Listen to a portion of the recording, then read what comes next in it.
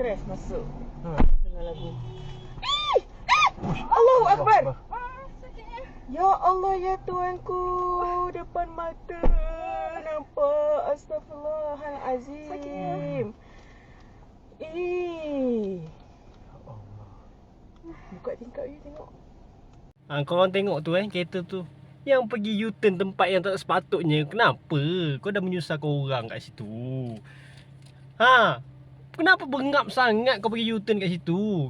Carilah tempat yang sesuai untuk U-turn. Dah lah situ double line. Lepas tu kau pergi U-turn. Dah menyusahkan orang lain. Dah accident. Dah kenapa tu? Cuba bagi tahu kenapa. Apa sebab kau nak U-turn? Nak cepat? Kau cari tempat sesuai untuk U-turn. Apa semua. Barulah kau U-turn. Sama aku pun pernah buat. Tapi tak adalah sampai kau nak menyusahkan orang lain. Kita cari tempat masa sampang ke. Okay, sesuai. Okay, kita pusing balik. Ni bengap sangat ni. Aduh, otak tinggal kat rumah ni. Pergi U-turn tempat yang tak sepatutnya. Aduh, bongoknya. Nak kaya ni, nak kaya. Tolong jangan menyusahkan orang lain, okay? Jangan jadi bengap sangat.